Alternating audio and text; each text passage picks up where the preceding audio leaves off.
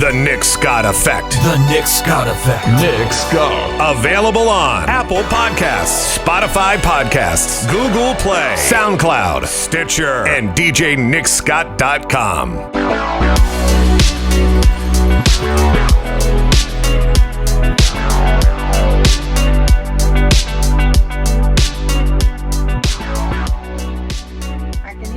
Well, thank you for joining me. We're rolling, by the way. Thank you. You're fine. Thank you for having me. Yeah, your voice sounds a little warm, man. You've been singing your tail off lately.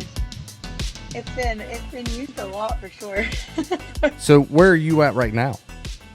I'm in Nashville. Nashville, Tennessee. And what you doing down there? So I had pre-production. I started pre-production. That's awesome. Yay. Yeah, when you called I'm super earlier, you excited. said you're walking around the Opry. I was like, she's in Nashville. I know exactly where she's at.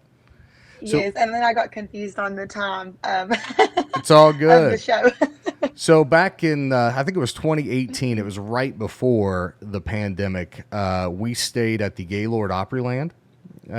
Oh, that's so beautiful there. Yes. It's right there by the new Opry. Yes. But what was really cool is, so we stayed there. We stayed there over Thanksgiving. So Black Friday, we were there, and there's a mall right beside the Gaylord and by the new Grand Ole Opry. So we went over, did Black Friday shopping there, which was kind of neat because you just walk back to your hotel room. But on Saturday, I went over to the Ryman Auditorium. Anyone who's a music nerd you have to check that out, right? I mean, You have to do the tour. I did that tour not too long ago, and that's the first time that I had actually, really been in there like that, because they take you down to the dressing areas and everything. And even if you're not a fan of the genre of country music, just seeing that history of that building, there's so much to that you don't realize unless you do that behind the scenes tour. And it's magnificent. They take you in a room and show you a video, how the building was built and everything. So I'm standing in line with my family. It's my wife, my son, who was like 6 months old at the time. So he was in a car seat or in a stroller. He may have been asleep. I don't know. And my daughter, who was like 6 at the time. And out of nowhere in Nashville, Tennessee, I hear Nick Scott. And I'm like, who in the world? And I turn around, and there is our mutual friend, Dave Linehan, standing there. Dave. And I was like, Dave! So know. Dave was my principal, or dean, if you want to call it that, at the Ohio Center for Broadcasting when I graduated from there in 2003.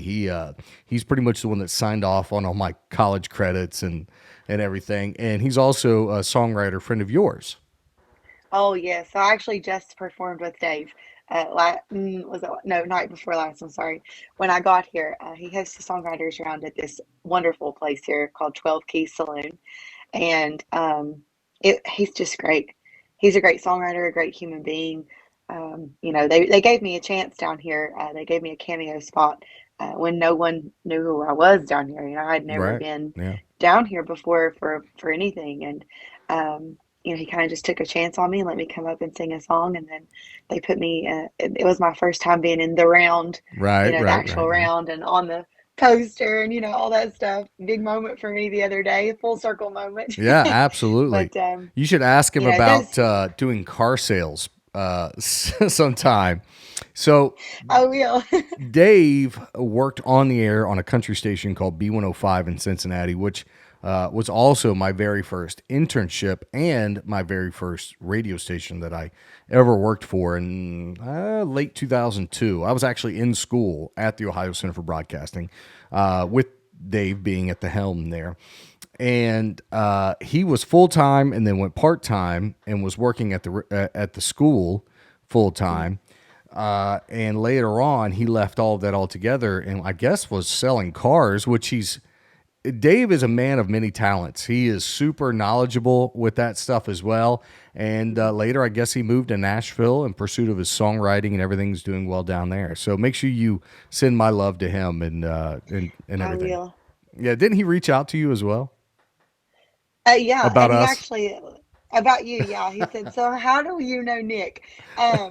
So the night before last, when I got there, and that was one of the first topics, of course, that got brought up. He was like, "So tell me again the relationship with Nick," and I told him, and he was like, "Man, what a small world. Small You world. come to Nashville and meet, it's Well, this wild." industry really is kind of small Yeah, too. So it is.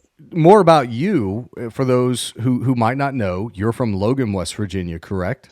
I am. So Yes. when we did the Appalachian Outpost, now when we're recording this on July 29th. So it was Mhm. last week for us when we both were there. You said you grew up right across the creek there from where the Appalachian Outpost was. So tell us a little bit where you're from and how you got into this crazy music industry. So I am. It's Logan County, but we all say it's Man because you have to drive to Man and then you drive 3 miles back up a holler. It's hollow, but we call it holler with an Holler. ER Yep. at the end. And you call it a holler To because it's in the bottom of a valley. And if you go on your front porch and yell for your neighbor, all you got to do is holler and they can hear you. So mhm, it's a holler. yes. So I grew up. It's called Lyvern, and it is a holler. It's about 3 miles up a holler Hmm. at the end of it. Last house. Um, really small community, Hmm. but wonderful little place. A lot of family lived over there. Generations just passed down their land and their homes to our family. So I grew up around cousins and. I mean, I'm talking like fourth, fifth, sixth cousins where people don't even, know those people in a lot of places. So, um, wonderful place. And then I started singing very early on. My grandma, she always played guitar in church. My mom always sang and she wrote songs. So I entered my first singing competition in Matewan at a county fair. I Mate was 5 years yeah. old. Hmm. And how Yeah, old were you when you did that? 5. 5. Oh my goodness. You should never ask a lady how old she is, but how You're old are you fine. I don't now mind. in I'm reference to 32. starting when you were 5? How long? I'm 32. Oh my goodness. So you've been singing for almost 30 years. It's been a very long time. So, So my voice is sounding like it. well, yeah. So where in that 30 years did it really start going to this next level? I really decided when I was around, it was young that I decided that I wanted to really make this more than just singing at church and singing at, little things around the area. I was about 14 years old when I started doing shows with Landau, Eugene Murphy Right. Jr., who had Yep. won Hmm. America's Got Talent season 6. He and I would do, Logan County would host these charity events called We Can at the local Coalfield Jamboree, which is our local theater. And I would enter those and enter talent shows, things like that. And Sure. it progressed. It progressed like that, pretty at a pretty steady pace. I mean, I was in school, and things like that. So kind of not super quick. But when I was in my early 20s, I was very blessed to have the opportunity to meet Scotty Hawkins, who was Reba McEntire and Kicksbrooks drummer Uh huh. in Greenville, South Carolina, and he kind of just took me under his wing. He's passed on now, so Oh man, I'm sorry um, to hear that. you know. Yeah, he was a wonderful person, but he took me under his wing and showed me around. And since my early 20s, I started opening up for people. Took off about 6, 7 years to stay home. I'm a mom, Yeah. so I That's the had, most I important had job you can ever have. So I get it. absolutely. So I took time for my family, and about 2.5 years ago, I got divorced and sat down with my mom. Told her that I wanted to get back into this full force and just absolutely push it to the sky's the limit. And they were totally on board. She doesn't work, so she's able to help me with my girls so that I don't have to be away from That's them. awesome. And we decided to just, I mean, hit the ground running, and that's what we've been That's doing for two incredible. years now. Well, thank you for doing this real quick and cheers. I got a little bourbon I'm sipping on while we're doing this. So I got water. cheers to you. Well, you need water if you're singing tonight. Yes. So, kind of funny story for us, and I told this on stage at the Appalachian Outpost. As an impromptu thing, brought. Now, I introduced you as Caitlin on stage. Did you catch that? No, I didn't. But it's okay. I mean, I go by Kate Okay. in my, for Did my someone all my along stuff. the So, line put out Caitlin in the media? mhm. Okay. Because I saw that, and then all your stuff says Kate, and I'm like, did I make that up in my head? Where did I get Caitlin from? Because when I brought you on stage, I was like, Caitlin Boytek. And then I look at all your stuff and it says Kate Boytek. And I was, Totally fine. I really was beating myself up for a little bit there, just so you know. No, don't let it happen again. No, I'm just kidding. But anyway, so Kate was singing the Broken Axle, which is a part of the Appalachian Outpost. They had a small stage set up on their kind of terrace patio area. They had some local acts playing, and then the main stage was in a different section where myself, Davison Brothers, and Little Texas was. So we're doing like a pre-thing. The Broken Axle was feeding all of us, all the production crew, all of us talent, if you want to call us that. And, Kate introduced herself. And she comes up, she goes, do you remember when you DJ'd here back in the spring and you played Strawberry Wine and a girl came up, grabbed the microphone and sang it? I was like, yeah. She goes, that was me. I went, oh, I had no idea. And what's crazy is, so the place was packed. I mean, there was probably, 300 people? I mean, it was packed out. And I remember they told me, they said, Nick, when you come to Logan, West Virginia, there's 2 songs you got to play. And one of them was Strawberry Wine. So not my normal niche for music that I play. And I play it, of course, all the ladies in the house go nuts, right? And they're singing it to the top of their lungs. And this blonde-haired girl asked me for the microphone. And normally I say no, because that's how microphones get broken, right? But exactly. I thought, heck with it, and I gave it to you, and you killed it. And I remember sitting there like behind my turntables, and I had dropped the music down and just let you sing it in front of everybody. And I was like, oh my God, who is this? Right? But kept the show moving, as we do in the entertainment business. You keep it moving. And I just remember like, wow, that girl was killer. She was really good. And then you came, you're like, that was me. And I'm like, okay, yeah, that makes sense. That 2 and 2 is equaling 4 here. So because of that story, I brought Kate on stage with me, and she sang Strawberry Wine for the crowd, which I think they absolutely loved it. Well, thank you so much. I loved it. Yeah. And I always, the reason that I sing, is for the connection that I have with the audience. So even if it's not I'm a songwriter as well. So, but even if it's not my original material, I want to make sure that each song that I sing comes across the way whoever, the original artist or the original writer was meant it to connect with the audience. So that song, so many women connect to that song, especially in our area, it seems like. Sure.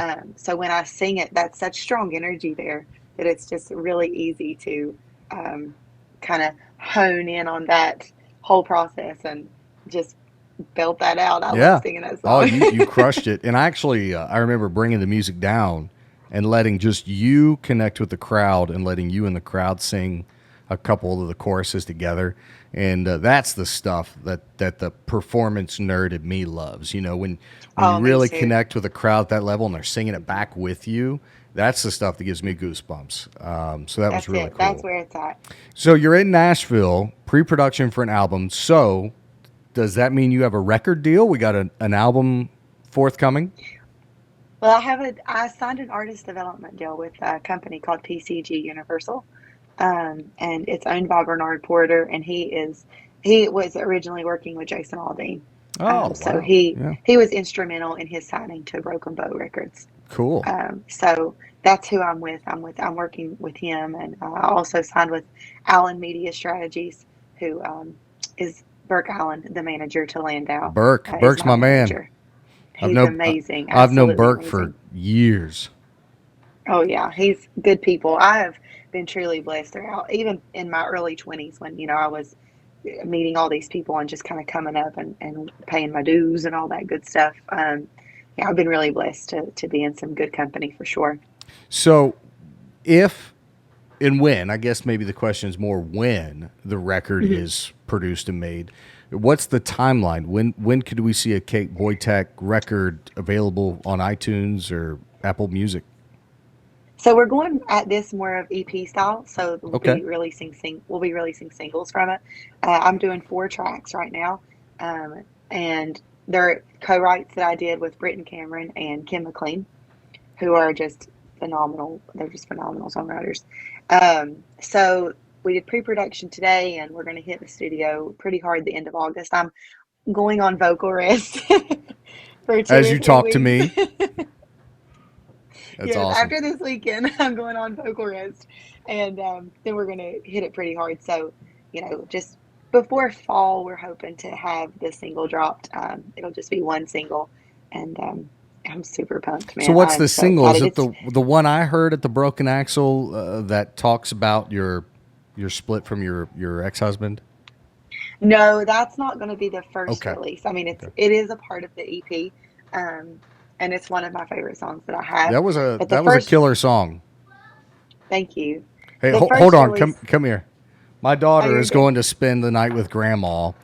Say hi. Come in here. That's Well, Addison. hello, She's right beautiful. there on that camera. Hi. Hi. She said hi. You're in my headphones. So her name is Kate, and she just signed a record deal, and she's going to be a country singer. How cool is that? Cool. You want to tell her good luck? Good luck. Hi. Say good luck right here. Thank you. Good luck. And these are her Sonic ears. Today was Sonic the Hedgehog day at school, so those are her I love Sonic it. ears. She said she loves it. All right, go to grandma's house. Leave me alone, woman. I love you. Love you too, baby. That's my little red-headed ball of fire right there. I tell you what, man. I mean, keeps me on my toes. So, I mentioned that song because I got done. We had a rain shower there at the Appalachian Outpost, and my set was pushed by about almost an hour. Well, it was probably 45 minutes to an hour. And I remember getting my tech done and everything, and we were waiting like, okay, is it going to rain? And you had started, I think, at like 4.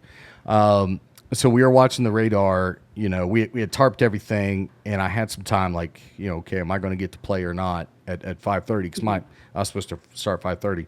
I tell you this long story because I had like a narrow window, and I walk around, and you're right in mid set, and I don't remember the song you were playing, but you stopped that song and you talked about this specific song about your divorce. And the reason that I bring this up, this is an uncomfortable subject for some folks, but I thought personally, I was like, wow, this girl's openly talking about this. She's discussing this publicly. Like how vulnerable is that, right? I mean, you're exposing yourself to the world essentially with something that's extremely traumatic and painful. And then to go one step further, you wrote a very beautiful song about it. So for me, being in this industry, I guess that's incredible to me because I know what it's like to be vulnerable and open yourself up, right? Something that is hurtful. I've talked about my past and, something I did want to talk to you about. I was hurt by the church. That's a lot of my trauma growing up. And then you wrote a beautiful song about it. So, what inspired that song and what does it mean to you? Well, when I got And into this, if any of it's none of my business, you can say, Nick, no, it's no, none of your no. business. Listen, I'm a firm believer in just being the most authentic version of me that I can possibly be, Sure, absolutely. and and I always want to be very real. Things aren't always shiny and perfect. It doesn't always work that way. Absolutely. So, and I feel like if we can just all connect with who we really are through the pain, through the happy, through the sad, everything, then that's going to make us all, more connected and appreciate each other more as human Absolutely. beings. I agree. So, there's not really anything that I shy away from, I guess. And especially in my songwriting, that's my healing process. So when I write, I just really, just kind of leave it all out there Oh, in the yeah, way that I feel absolutely. that it needs to come across in hopes. And my end goal is that someone hears that's maybe felt something similar or been through something similar, and they say, man, that song helped me feel better, or it helped me be able to move past this process of, because there's such a process of healing that comes after something like that. Hmm. Um, so that's my goal with these songs. But when I went into the studio to write that song, and that's one song that I co-wrote with Britt and Cameron, he sat down and he was like, "That's the first song that I wrote as an artist under this company." Oh, wow. So so I went in and he was like, "What kind of style do you want? Like, what are you looking to write? That kind of thing." And I said, "I just want to be real. I just I have some things I'd like to say about my Yeah, life. absolutely. You know, whether it reaches 5 people or 5 million people, I don't care. Sure. It doesn't matter to me as long as it reaches, Hmm. whatever it needs to. And he said, okay, we'll start from the beginning. And I said, well, I got knocked up at the age of 19. And he said, that's our first line. And So, there are a lot of women that could resonate to that. My mother was 19 when she had me. So, well, and and I especially think my I see it in mother-in-law small was towns. 19 or 20 when she had my wife. So that's really Yeah. not an uncommon age, really. No, and my mom was, she Yeah. was 19, I think, when she, got pregnant, 20 when she had me. But, and I see that a lot in our area. I don't know how it is for other areas, but I do see that a lot in our area. And, that's such a you're so still developing in that age. And you don't realize it until you are 32 and you look back and you think, oh my gosh, my daughter's 13 now. And I'm like, Oh, wow. You have I'm a just thinking, teenager. like, I know. So, just shh, I don't hear that. But that's kind of where it started, and we just rolled with that. I literally just laid it all out, and That's of incredible. course that led into the divorce. I was married for 11 years. I had been with him since my 11th grade year of high school, and there's a lot of trauma there, I guess. A Oh, lot of sure. and How that c- was such a how traumatic how could there experience, not be? You know what I mean? right? You know? And I don't like to point fingers or anything like that. So the song wasn't written to be like, oh, you did this and, I hate you. Like it was nothing like that. It was just, this is what happened. Hmm. This happened. And so when we went to write the chorus, the first lines are when young hearts get broken. Um, I'm sorry, when I forgot my own lyrics because I've been in the studio all day. Let's see. When innocence gets, when young lies get spoken, innocence gets broken. You're gonna have Yeah. to edit that, I Nick. remember that. Yeah, I remember that. I remember that. And I I, remember when you finished singing that, I was like, wow, because being in this industry, I've wrote stuff, I've put stuff out there, I've put edits and mixes and things out there. Being in radio as a personality for 15 years, I told stories about my life. I I can relate opening up to mhm. strangers, thousands of strangers, and I've gotten some ridicule on social media, as I'm sure you have, and you just got to It just post and comes with it, I think. well, Yeah. the best thing I've learned to do is post and ghost. So you just post, don't even look at the comments, just keep rolling. That's what I do. I post and ghost, and Post and ghost. post and ghost. Yep. Hey, I'm DJing this show. That's the last time I look at it. I don't look at it Well, again. that's true. And I I have have. I, like 6 or 7 friends of mine that are admins on all my stuff, and they kind of manage it, make sure no one's saying anything that's you know yeah. delete worthy, and that's about it. Yeah. So I have some help with mine, and thank goodness. And I try to interact with everyone as much as possible on social media, but as well as I do, it's very difficult to keep up, with, oh yeah, so I try to just really let everyone know that I'm trying to, connect as much as possible. And the best way to really connect is to always just come see me live, to come see me absolutely. whatever I'm doing, um, and all that good stuff. But, Do you have any but West anyway, yes, Virginia shows coming up? I do. I have a show tonight. I'll be at the local here in Nashville. I'm doing a writer's round. And then tomorrow at 1 o'clock, I sing at the Opry Mills Mall. Oh, that's Uh, awesome. Yeah, so we're Yeah. doing that. And then tomorrow night I'll be at the Commodore Grill here in Nashville doing another writers round. And then I have a show in Beckley, West Virginia Sunday night. I'm in Beckley So tomorrow night. I have a show tomorrow night in Beckley, but it's a as long private. as we don't get rained out, because I hear the rain's coming through there pretty quick. But after that, I am off through August as of now until the 1st of September. Is this your Um, vocal rest? this is my vocal Yeah. rest, yes, and Yeah. I'm also taking a small vacation. Yeah, tomorrow I night. need to see Florida. Where are you at in Beckley? At Theater, West Virginia. Okay. I have a private event at the Glade Creek Farm in Beckley. So I'll be indoors, thankfully. So you had mentioned in the song that we discussed that, and again, I'm not pointing fingers or anything like that, but you had mentioned that there was a relation to church and Sunday school in Yes. your divorce. So I've done a podcast and it got more views than and more listens than I ever thought it would. It's one of those, you open yourself and you show your vulnerability, and it's like, oh God, what did I just do? What did I just let people in on? You know what I mean? But to kind of share with you, if you don't know that, my dad was a Pentecostal preacher, so I grew up Pentecostal, and I always jokingly say we were this close to being bit by rattlesnakes. And you know, in the '90s when I was growing up as a adolescent and a teen, that was a very charismatic time for the Pentecostal church. I always say I got beat over the head with a Bible, so and that's quite literal. I mean, there was physical there.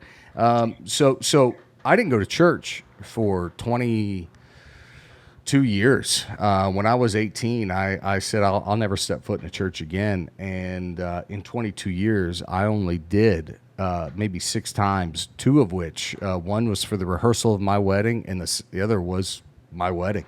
The other 4 was just trying to be a nice son-in-law to my mother and father-in-law and going to their church with them. But Easter, this year, 5 months ago, I woke up and just had an urge to maybe have my kids check out an Easter service. My son is 4, and I got to thinking, like, man, my son's 4. He doesn't know who Jesus is. He doesn't know that story of Jesus. He doesn't know any of the Bible stories, Noah and the ark and all this stuff. And for whatever reason, even though I had all this bitterness and resentment with the church because of what happened to me as a youth, knowing that my son didn't know all of these stories that we know, Right. really, really hurt me. It really bugged me. Hmm. So I got the family together reluctantly, and we went to Easter service at a church here in Charleston called Bible Center. And Oh yeah, my daughter went to the school there for a while. okay, great. Yeah. Yeah. And we loved it. And my Hmm. daughter that you just met beat me Hmm. up, wanting to go back. And of course, that resentful side of me was like, no, like, I know how easy you can get hurt by church. We're not doing that.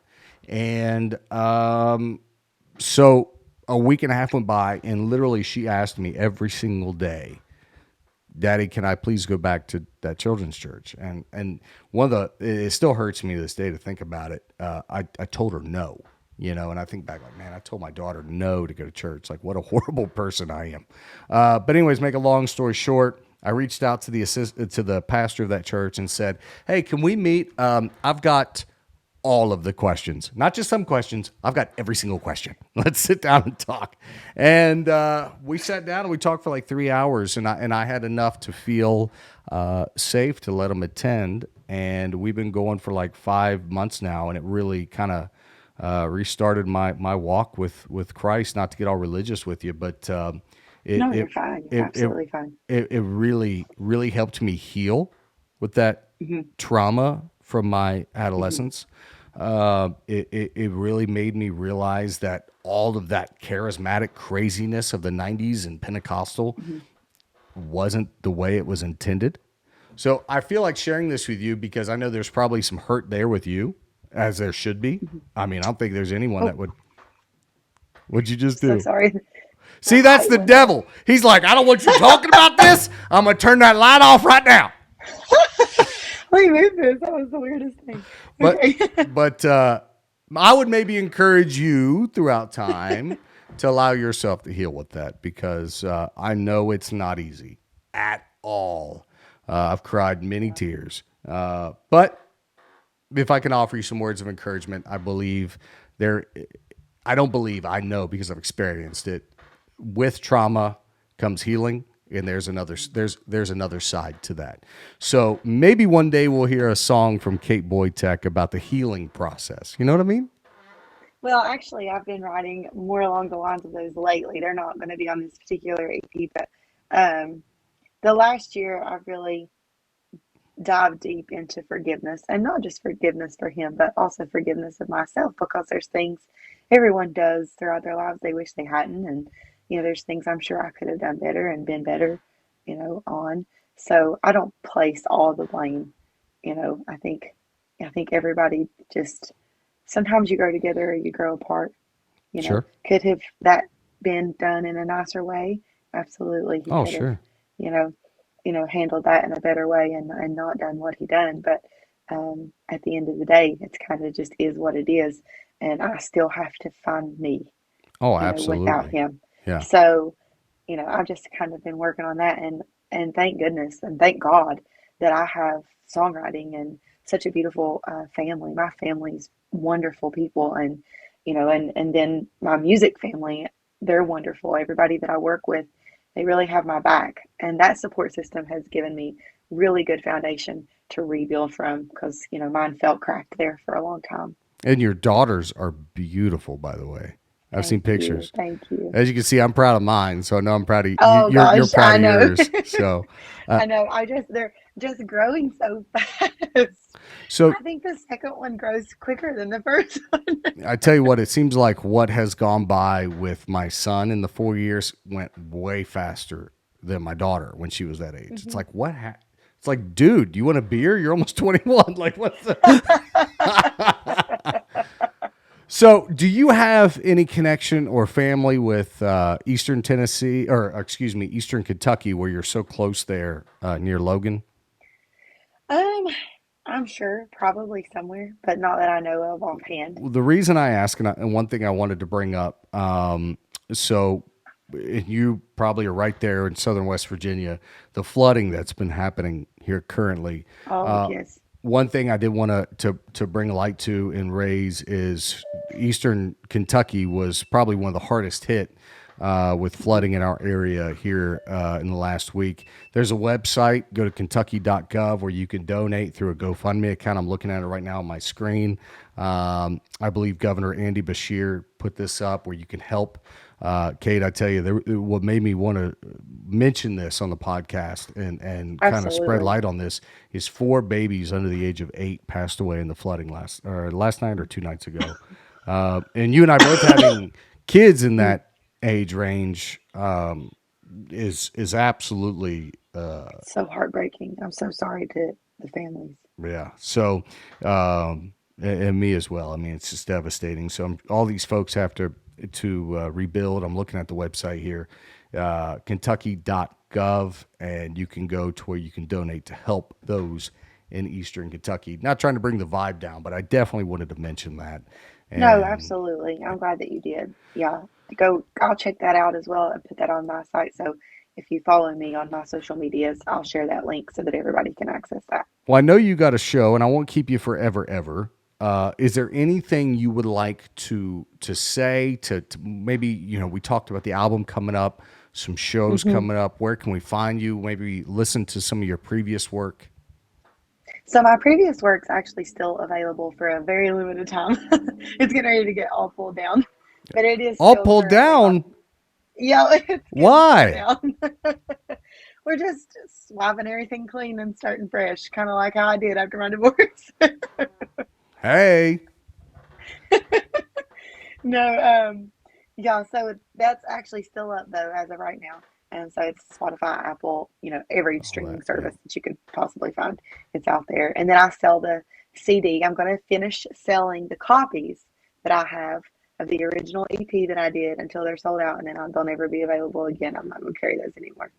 Yeah, CDs are So such a weird thing now, aren't they? Because no I one. know. Now I signed them because I feel like, which, I was born in 1990. So like having the CD, like, was Thank so you for super making cool my to me. hip hurt momentarily. By the way, I was born in '82, so. You're cooler than me. I was born in the wrong decade. So this is going to release on Monday, August 1st is when this is going to release. Cool. And then 2 days later on August 3rd, I will turn 40 freaking years old.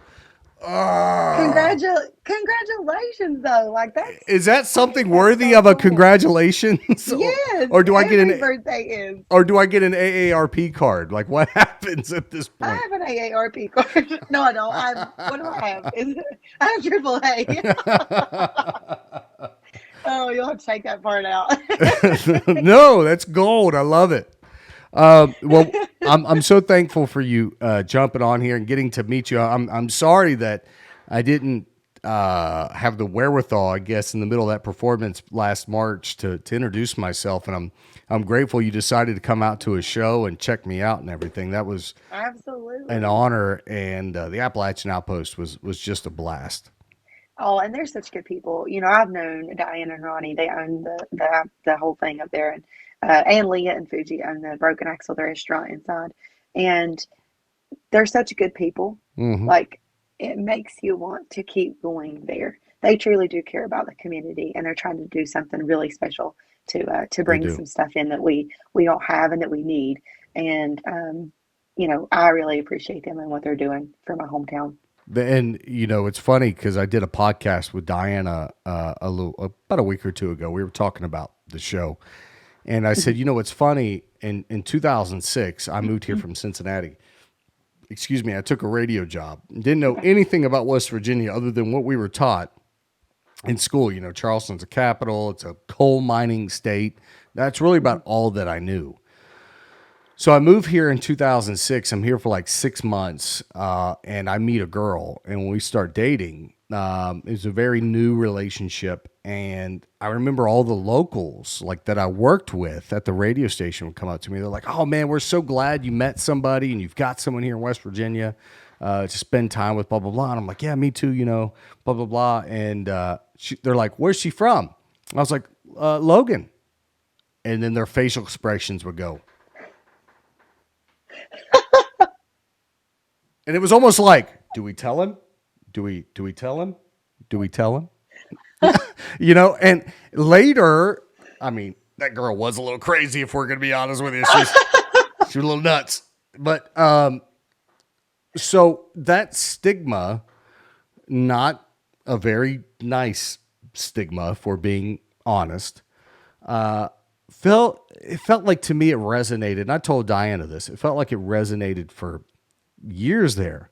And it seems like in the last 5 years, that stigma around Logan has really started to kind of fall off. And I really feel like, and I'm not trying to kiss tail on Diana because I love her to death, but I really feel like they kickstarted something down there. And They did. I feel like that whole like rough, redneck, tough, whatever of Logan has really kind of fallen away. And now it's like, hey, come check out this cool Appalachian town in the Yeah. hills of Appalachia. Tons of great trail riding if you're a side by side rider. Great fishing. I really feel like she's pushing the culture of that area and the Appalachian and Leah and Fuji and all of them in a positive direction. Do you feel that way too as a Oh local yeah. there? I do, and anytime I go anywhere, I really find it very important because I feel the same way you do. I think the last several years that we're really kind of breaking away from that old, stigma that we Stigma. did have Yeah. for a really long time. And I do think that things that like Ronnie and and Diane are putting in are helping us kind of speed through that, and just really break away from all that. And and me and I know like the Davison brothers, we really make it a point to let people know, we're proud, we're really proud. And I know you say the same thing. We're Mhm. proud to be from West Virginia. There are some really dang good people here. Like, I've got some wonderful family here and all my neighbors and friends. And, it was a wonderful place to grow up. It shaped me into who I am. It's in every song. It's in every lyric that I put is sort of Appalachian That's in awesome. one way or another, It's you know? so I'm originally from the Cincinnati area. That's where I grew up. Do you know where Kings Island is, the amusement park? Yeah, I just went there for the first time and That I lost my voice you were when I so went there. if you go on top of the Eiffel Tower at Kings Island and you look at the interstate, directly to your right, you'll see a high school and a junior high school with football fields and soccer fields and baseball fields. That's where I graduated from. And I was brought here in 2006 to work in radio. And I only had a 2-year plan. I've told a lot of people this. You know, I really was only – my plan when I came to West Virginia was only to be here for 2 years and go back home to Cincinnati. But I met a girl. She's now my wife. So I'm 100% happy that it worked out the way that it did. I tell you this to make the point that there is no doubt in my mind I feel like an adopted West Virginian, just by the way that people treat me, the way that people come up to me, the way people talk to me, the way people use me for their events and stuff. And to be from somewhere else and then to be kind of adopted into a community is an amazing feeling. You know what I mean? So I'm always grateful for that. I kind of have that, what you just said. Of course, I have my West Virginia roots and feel very strongly about all of that. But Tennessee, here in Nashville, I've been blessed to kind of have a home away from home here. And they've kind of adopted me, Yeah. My group here. So I do have that here, and that is such a special, nice feeling. So how much time do you have left? I know you got to get to your show. Are we cutting it close? We're good for another 5-10 minutes. Well, I tell you what, let's do something on social media real quick, and we'll wrap up the podcast here. Is there anything before we stop the recording you want to tell folks where they could find you, follow you, check you out? Oh, yes, please. Sure, go ahead. Yeah, my Instagram, Facebook handles are all Kate Boytek, KateBoytek, and my website is kateboytekofficial.com. So please check it out. You can subscribe. I send out a newsletter every single month that I write myself. So, I would love to connect with you guys, and you can find all my show schedules and everything on there. So come out and see me. Really that's the best way to connect. So I would love to meet each of you. Just let me know where you'll be. I always post, and then I put who's coming out at the bottom of the post so that I'll see and can try to look for you guys at my shows. So that makes it even more special. So two questions I have for you. I'm sorry. I'm trying to maybe set up something live on the old Facey Spaces here. And, of course, Facebook asks you 9 million questions. Anyways, I have 2 questions for you. A, when you become a super mega star, are you going to remember old Nick Scott, for one? Yes, I remember everyone. I promise. And 2, can I come DJ a show for you? Oh, hey, like yeah. open or something like that. Like, hey, yes, always. I mean, you can set me with 2 speakers in the back, and I'll just sit there with like the catering staff in the green room scratching records. I'm cool with that. Hey, thanks for doing this. All right. We'll do you a little bit.